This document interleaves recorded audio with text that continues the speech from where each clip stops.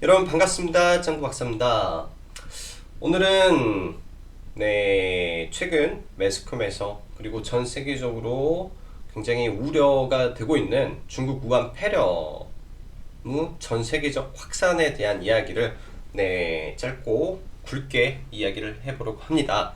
자, 2015년도 우리나라를 강타했던 메르스 사태와 어떤 점에서 다른지에 대한 간단한 이야기를 하고요.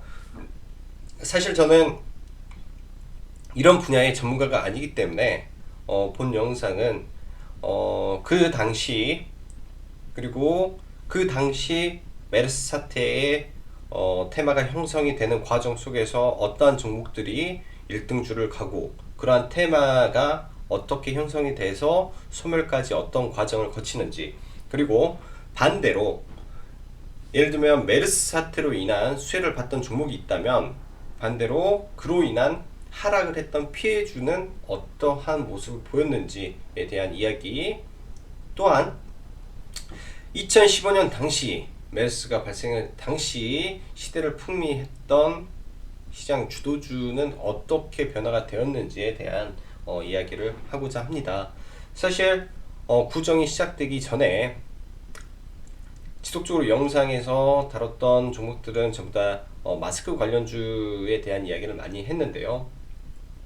개인적으로도 그러한 종목들에 대한 매매를 이어오면서 사실 한편으로는 그렇습니다. 이렇게 이제 안 좋은 일로 무언가가 확산이 돼야만이 또 돈을 버는 그런 종목들을 매매하면서 한편으로는 그러한 이슈가 나와주기를 바라는 이런 마음이 참 사람의 심리적인 부분이 아닌가라는 생각을 하면서 좀 우울한 마음으로 영상을 좀 제작을 하게 되었네요. 자, 그렇기 때문에 짧고 굵게 영상을 마무리하도록 하겠습니다.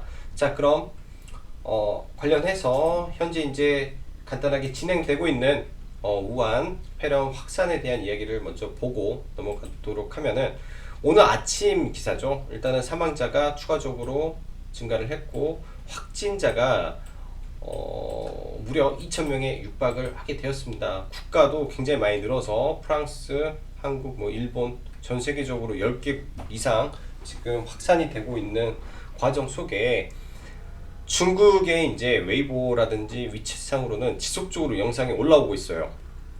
관련해서 어디에서 지금 소독을 하고 있다, 상해 이런 백화점에서 그 완전히 진공된, 어떻게 보면은 진공되어 있는 이런 수송 박스라고 해야 될 거예요. 수송 케이스에 사람이 당겨져서 앰뷸런스에 실려가는 영상들이 올라오고 그러한 모습들이 지속적으로 나오고 있습니다.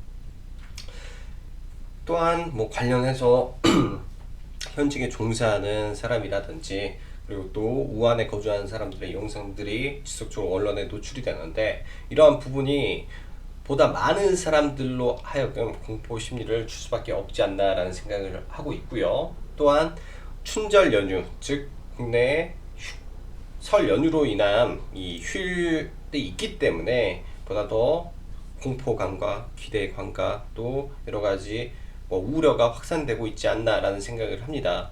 자, 그렇다면 과거 메르스 사태 최초 진행이 됐던 부분은 어떤 건지에 대한 이야기를 간단히 보자면, 메르스의 첫 확진자는 2015년 5월 20일 날 최초 확진자가 발생을 하게 됩니다.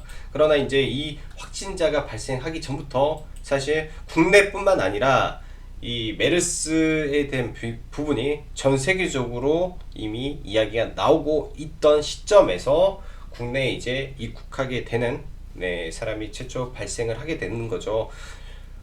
레바논에서 있던 사람이 카타르를 거쳐서 5월 4일 날 귀국을 했고, 당시에는 증상이 나타나지 않았는데 11일부터 고열과 기침 증상을 보여서 12일 날 병원을 가게 됩니다.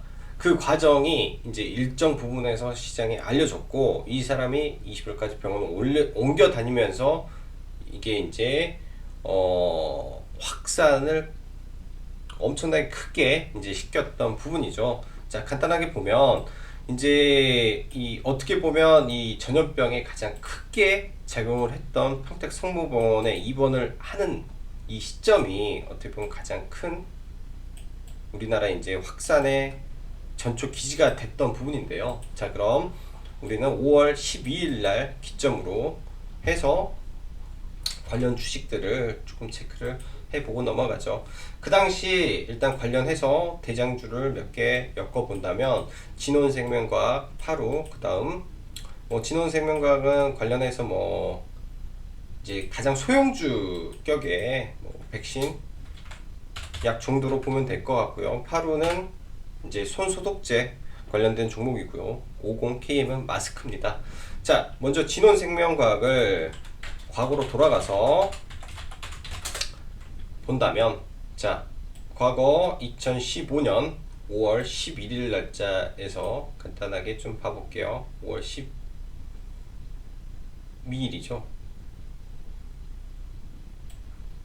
5월 12일 날 이제 병원을 입원을 하게 됩니다. 이 시점에서 그리고 이 전부터 살인 진드기 관련주 이러한 그 뭐 진원생명과학은 전통적으로 뭐 조류독감이라든지 관련해서 바이러스 때마다 급등하는 이 당시의 대장 종목이었고, 이 당시 이 사이즈는 사실 이렇게 크게 확산되리라고는 생각은 못했을 겁니다.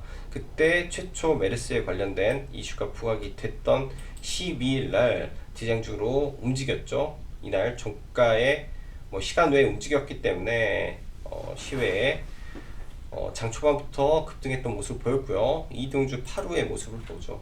파루 2015년도 당시 파루의 흐름을 보게 된다면, 네, 파루의 흐름을 보게 된다면 이 당시에도 파루가 12일 바닥권에서 움직였던, 네, 2등 종목입니다. 진원생명과학이 먼저 움직였고 파루가 그 다음날부터 움직임을 보였고요. 그 외 50은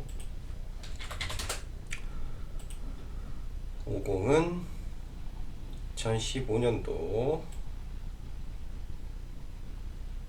시점에 얘는 5월 20일 날부터 시작을 하게 됩니다. KM도 마찬가지였을 거고요. 자, 그럼 대장주는 이미 움직였었다라고 맥을 짚고 가도록 하고요. 이제 5월 20일 날, 네, 5월 20일 날 본격적으로 병원체가 확인되고 국가 지정 입원 치료 병상으로 후성이 되면서 이러한 우려가 전국적으로 퍼지게 됩니다. 그리고 평택에 대한 우려, 그리고 이 환자분이 5월 20일 날까지 국가 지정 의료 병원에 이송이 되기 전까지 뭐 서울 아산병원을 갔고 뭐 삼성 서울병원 응급실에 방문을 했고 성모병원에 있었으며 어디에 움직였다라는 등의 이런 과정이 이제 현실적으로 나타나게 되면서 전국적으로 우려가 확산이 됩니다. 그 우려감에 의해서, 그리고 또 한 가지 더 덧붙이자면, 우려감을 떠나서 한 가지를 더 덧붙이면 이런 부분이 될 수도 있겠네요. 이 환자분이 돌아다니면서 이제 병원에 입원하기 전에, 격리가 당하기 전에 이동하면서 이런 전염을 확산시켰다라는 게 이제 추가 감염자가 나오고 이런 감염자 숫자가 급속도로 늘어나는 시점에 그 환자 수, 사망자 수와 비례하며, 네, 테마는 급격하게 상승을 하게 됩니다. 그 상승의 과정이 5월 31일을 기점으로 해서 정확히 국가가 이제 본격적으로, 아니죠, 대대적인, 네, 방역 작업에 들어가고 숙주가 됐던, 어떻게 보면 슈퍼 확산자가 됐던 그러한 부분을 전면 차단이 이루어지고요.